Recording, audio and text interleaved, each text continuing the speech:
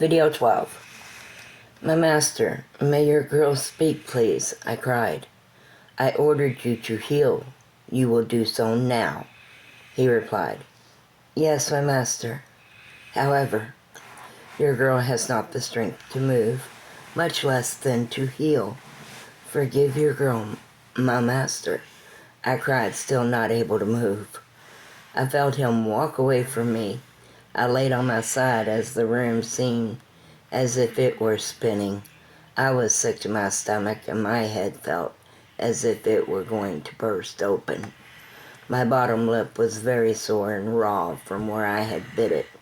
The only thing that I could do that caused no movement was to cry. John, I heard Emmett call out. The door opened and I heard one of the guards come in. Return her to her quarters and to her bed, Emmett ordered. Come with me, girl, said the guard. John, look at her. Does she look as if she can actually move? Your Majesty, he questioned.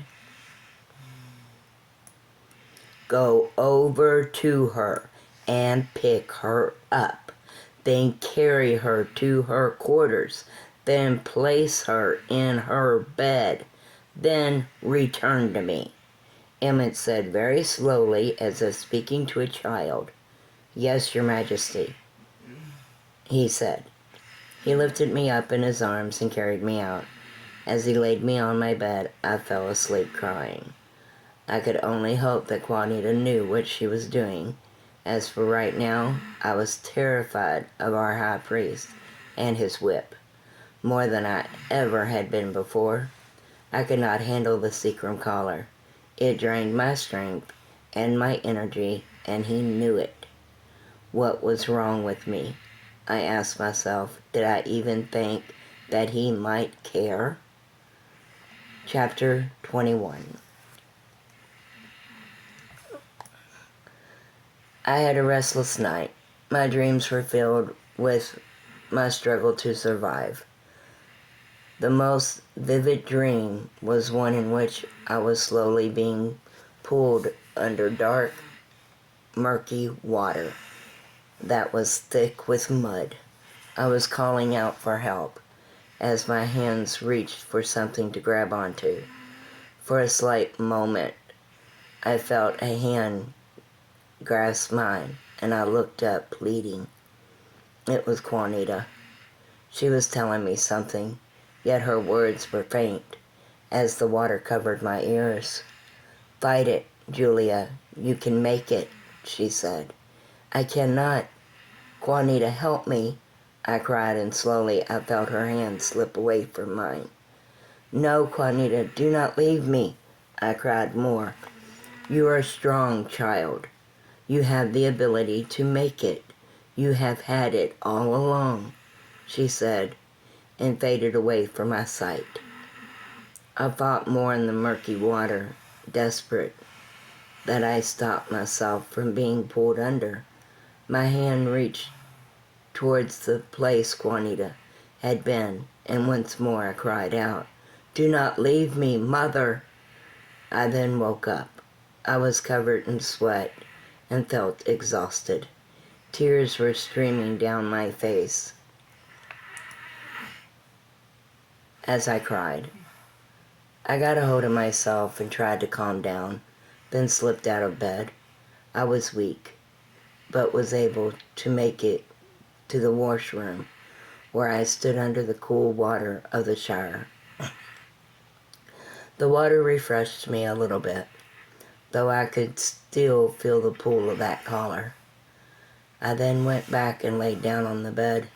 I did not know how long I laid there. I might have even fallen back to sleep.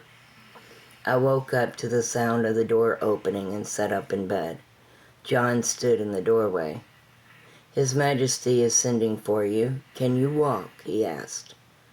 I only looked at him. I did not reply, for Emmett had said that I was not permitted to speak to anyone other than him. I did not wish to feel that whip. I stood up from the bed. My entire body ached, regardless of how soothing the water had felt before. With each movement, I could feel the charge of the whip. Though it was fading, and only the memory of it, I followed John silently to Emmett's office.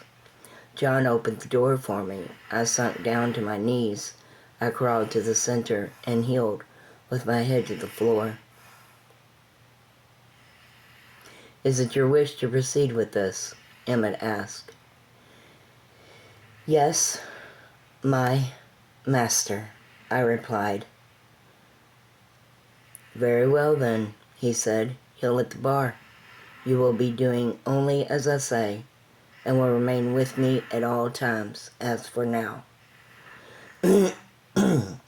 I got back to my hands and knees, then crawled to the bar.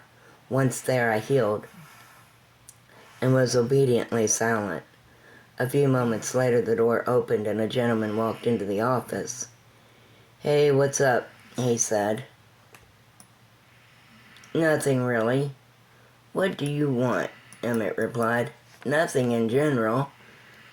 I am just buying time, actually," he said and glanced in my direction. "Who is the girl, bro?" "She was Juanita's Dinah. I told you about her," Emmett told him. "All right. You mean to tell me that she was serious?" he asked with a chuckle to his words. "Yes, George. It would seem that way. You want something to drink?" he asked. "Sure, broad," he said. Broad was a type of sweetened vodka and was a very popular drink, though not as popular as many types of whiskeys that were available. "Girl," Emmett called. I rose to my feet at the bar and prepared the drink. I then took it to the man Emmett had called George and heeled, offering the drink to him. He took the drink from my hand, and I backed away from him on my hands and knees. Then I turned and began to crawl back to position at the bar. "Center the room," Emmett called out to me. He then asked, "Are you in my presence?" I crawled to the center of the room. I wanted so very much to ask him if he was in the room and could not see me, yet I decided against it. I heeled in the center and replied, "Yes, my master." "Are you to walk in my presence?" he asked. Now come on, I thought. I had a drink in my hand. How did he expect me to crawl? I looked up at him, doggedly replied, "No, my master." "Have you forgotten your decree so soon, girl?" he asked. "My master, your girl was serving a drink to master's guest," I protested, explaining what to me was the obvious. "Fetch your whip," he ordered. Oh no, I thought, there goes what little energy I had left. I crawled over to the wall and raised up just enough to reach the whip. Once I had the whip, I crawled back over to Emmett, offering the whip up to him. "My master, your girl begs discipline," I said as he took the whip. I knelt. He struck me 3 times. The charge seemed to rip through my body, and again I found myself biting my lip and holding my breath. I dared not cry out, for if I did, or I did not want to receive an extra strike for it. I heeled silently as he returned to the desk.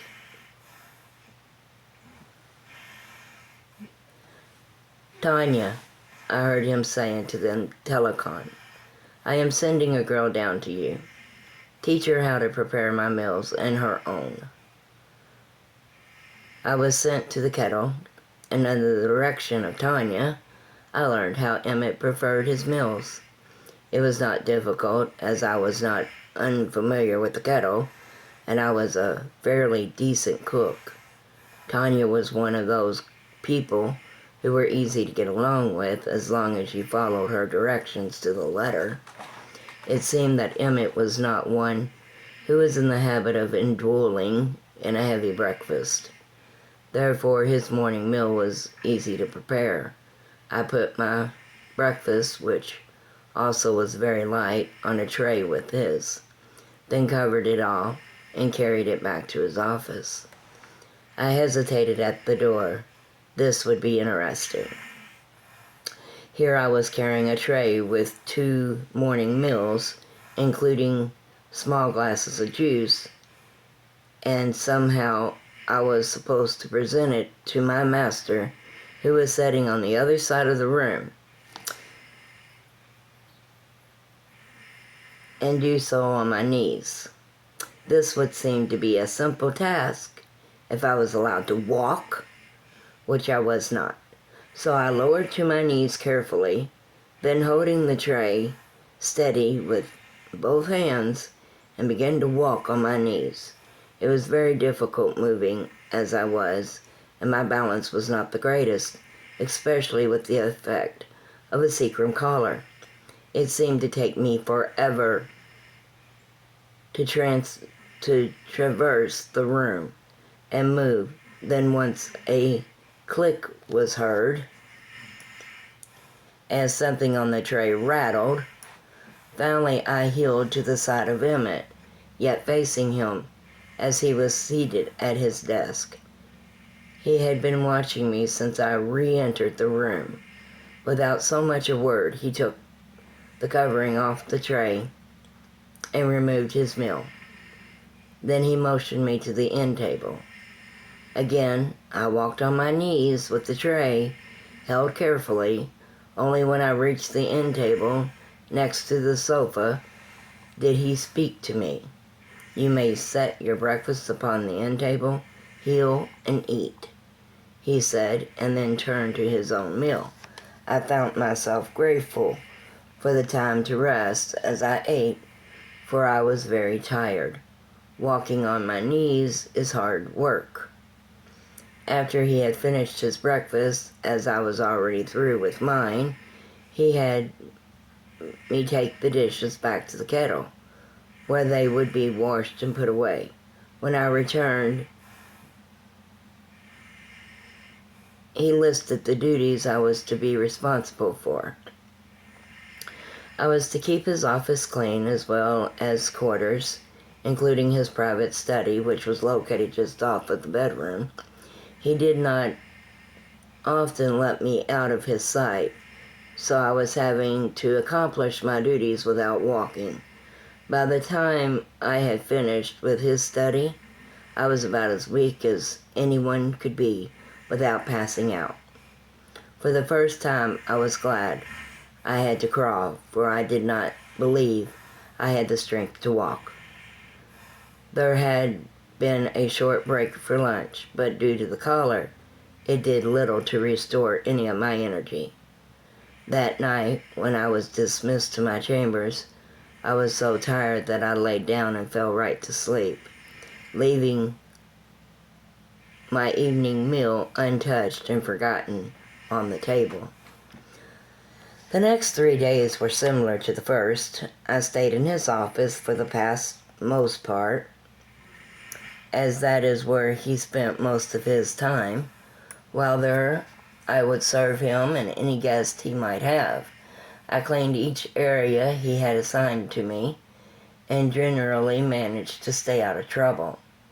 I might as well have been his office Dinah, except he made sure that he knew my every move. I made even the slightest mistake or wrong move, he would whip me. Each night I was exhausted from either the work or the feel of that whip, and I fell into my bed. The next morning I woke earlier than usual, so I had a little extra time. I laid on my bed, thinking about what my life had become. This was nice and enjoyable. I could see where Juanita had wanted me to do this. I did not and could not see where all of this led, yet I really cared not. I would just continue to obey and see where it all went. There were times when Emmett would make comments on things that normally I would come back at him with a comment of my own, yet I did not. The collar had weakened me. enough as it was, and the whip only added to it. Being struck by that whip was definitely something I did not wish for. I did not go back to sleep, yet laid there thinking until the time came to get up.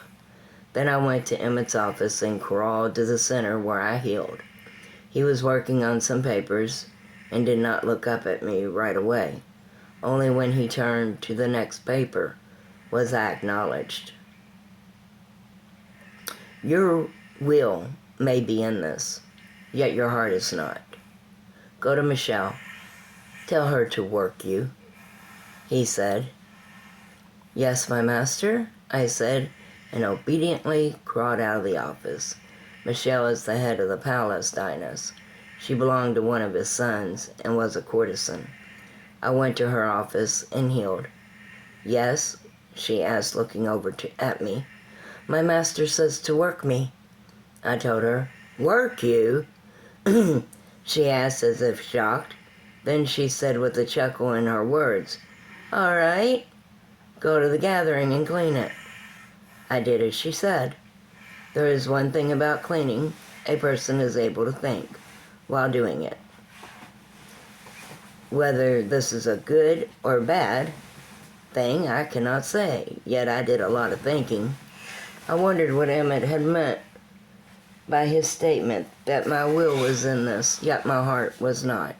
What did he expect of me?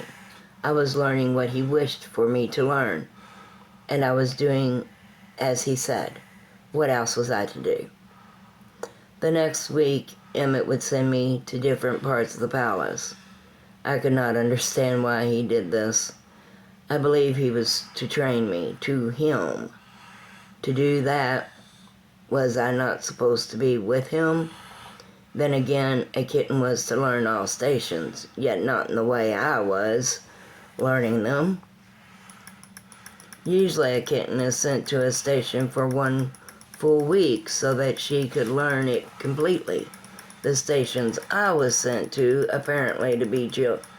appeared to be chosen at random, and I was never sure if I was to be there one day or the more. One day I remembered in particular was when I was stationed in the kettle. I was in the middle of doing the dishes, and for some odd reason the caller was working overtime. I felt weak and even a bit nauseous, yet continued working, and I found that I had to concentrate on each dish. I went to pick up a stack of platters that I had just dried and turned to put them away, and I'm not sure exactly what happened, yet it was as if my body was just too weak to hold itself up. I fell, and as I hit the floor, so did all those platters. Every one of them broke. It was a horrendous crash, and brought Joan running to see what had happened. Joan was the kettle mistress. What is going on in here? She asked, coming over in my direction. Get up. You will receive 1 merit per dish that you broke, girl. I attempted to get my feet, yet I was still too weak, and fell back down. Joan grabbed my arm and was just about to pull me up when Azrael came in. Joan, no, do not touch her. Do you not know who she is? Azrael asked. She is a courtesan that has just broken I don't know how many dishes, she replied, yet she also let go of my arm.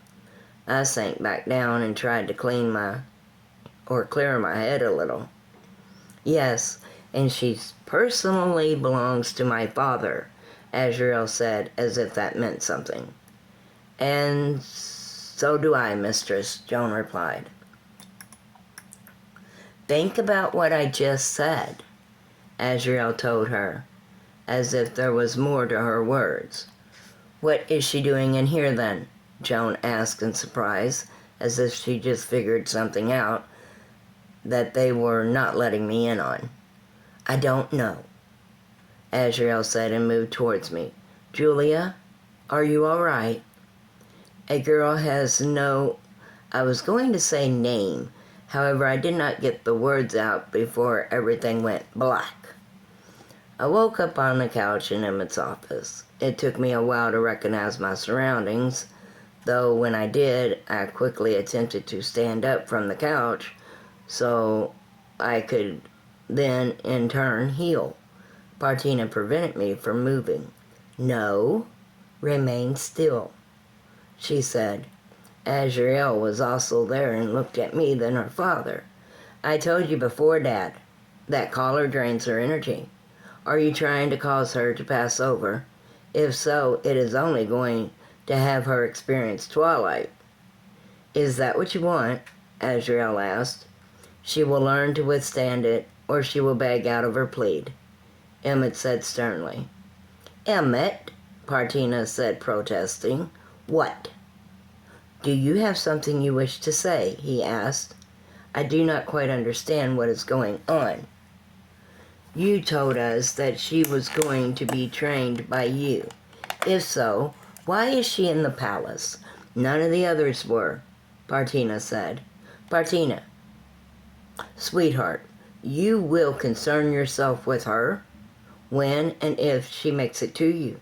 Until then, leave us. Both of you," Emmett said very sternly. I watched them leave his office. Emmett then stood from where he was sitting at his desk and went to the wall. He took the whip down. He then walked over to me, and I slipped off the couch and healed. "I believe you broke about 10 bladders today," he asked. "Forgive your girl, my master. May your girl speak?" I asked. "Yes," he said. "The collar makes your girl very weak, my master," I told him in an attempt to explain. "Fight it. You are allowing it," he said in a cruel tone. I did not do this. I could not do this. I was not sure I even understand what he meant.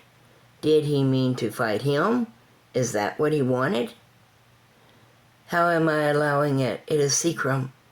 It is designed to block my abilities. And not only does it block my abilities, it drains my energy," I said, and he slapped me. "Who is I and whose abilities? You will learn to fight it, or you will beg out of your training. As I have told you before, your will is in this, your heart is not," he said. The next 2 weeks were interesting, if nothing else. Emmett kept me active. I still had to clean his office, his quarters, and his study. In addition to those duties, he would send me to different stations of the palace each day. If I weakened, he would whip me and tell me to fight the collar. I would try to fight the collar each time I felt myself begin to weaken. Yet each time I fought it, my head would start to hurt, and I would get dizzy. After a while, I became more frightened of Emmett and his whip than I was of the collar that was draining me. I was still exhausted every night and fell into my bed, instantly falling to sleep. That afternoon, I had finished cleaning Emmett's office and healed quietly by the bar.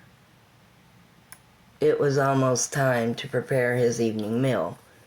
He has informed me that he was going to be dining in, and I only was awaiting his permission to fetch the meal.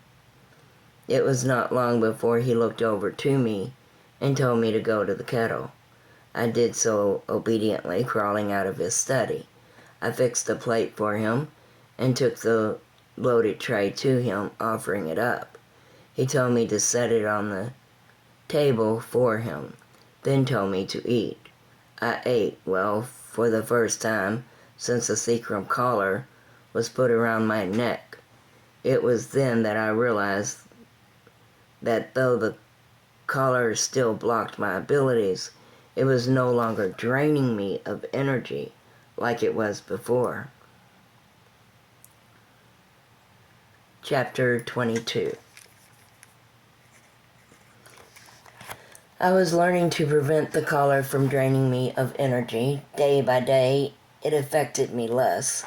This surprised me, for I never imagined I could somewhat control a secret collar.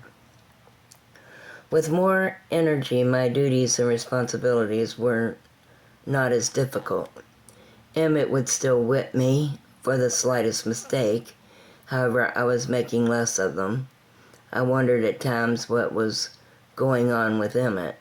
He was supposed to be training me to him, and yet what he was doing to me was nothing but a decree. When my morning duties were completed, I would position at the bar, only moving to serve Emmett or any else who happened to come in to see him. One day before the break of the midday meal, I was quietly held by the bar when the others came in. The others consist of Partina, Stockard, Elizabeth, Charisma, Tamra,